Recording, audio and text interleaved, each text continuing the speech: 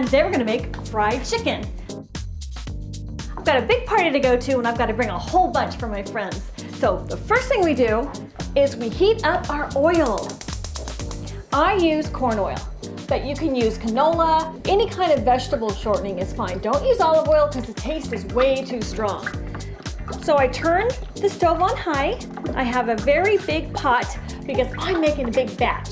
You don't have to do this at your house. You can make smaller batches in smaller pots. This is a whole gallon of oil. It's gonna take a while to heat up. So I like to start that first while I get my chicken ready. I bought this chicken at the grocery store. It was on sale for $1 a pound. That's what I like. So the first thing we do is we wash our chicken. Now I always save these ice cream buckets because they're free and it's perfect for something like this. So it's washed and it goes in the bucket. After I wash my chicken, I'm gonna wash my hands. This is kind of a messy recipe. You get a lot of chicken stuff on you, but it's worth it. So I need to get my ingredients ready. I have 2 cups flour, 4 eggs, a half a cup of milk, 2 cups of breadcrumbs, and that's it. Salt and pepper, you're ready to go.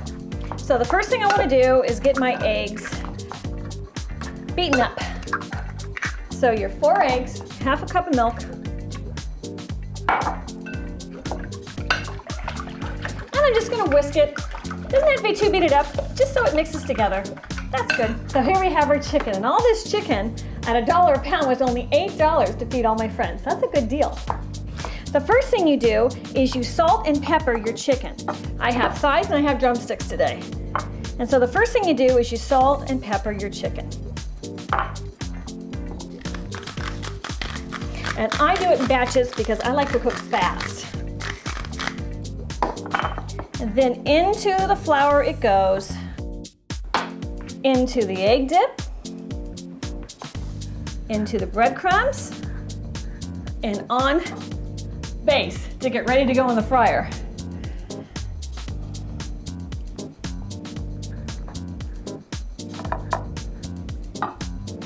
I've done 1 platter. We're gonna start with this and start frying it. I think the oil is hot enough, so let's give it a shot. The way I test the oil is I put a little bit of something in it to see if it's gonna bubble up fast. It bursts into little bubbles, and that means the temperature is hot enough to start frying. I don't really use a thermometer. I like to just simply do it and check it, but don't ever walk away from a super hot pot of oil because it can burst into flames. Now I'm gonna turn my oven on too, and this is a shortcut to making fried chicken. At 350 degrees, there we go.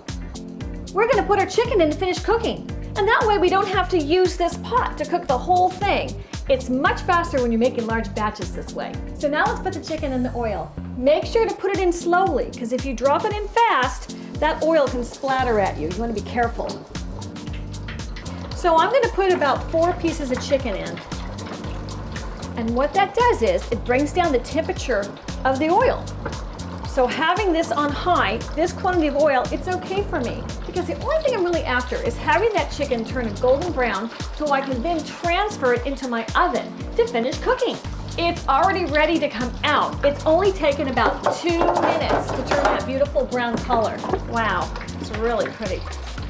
There. Isn't that amazing? 2 minutes on high, and there we have that crispy skin. It doesn't carry much oil because the oil hasn't had much time to absorb in that chicken. Beautiful color, very crispy. Now I've stuffed this tray full. This is gonna go in the oven at 350 for 30 minutes and it'll be finished. Let me tell you some kitchen science. This pan has been on high the entire time I've cooked these 8 pounds of chicken, and that might have only took 10 minutes to do that. The reason it hasn't burst into flames or boiled over is every time I put the batch of chicken in, it cools it down. So having it on high was the fastest way for me to get the crispy crust so that I can cook fast for a crowd. So I strain my oil and I use it for up to a week. This oil was $8 and my chicken was $8. So, but if I reuse my oil, I don't have to waste all that money in the cost of the oil. And I'm a very economic cook. Now the chicken is done. I'm gonna get it out of the oven now. It's been 30 minutes. Let's take a look. Ah, wow, look at that. It's gonna be hot. Which one? I'll try this guy. Little chicken leg here. Okay, let's check it. That is perfectly cooked. A little bite of the chicken, a little bite of the crunchy outside. That chicken is so moist and so delicious.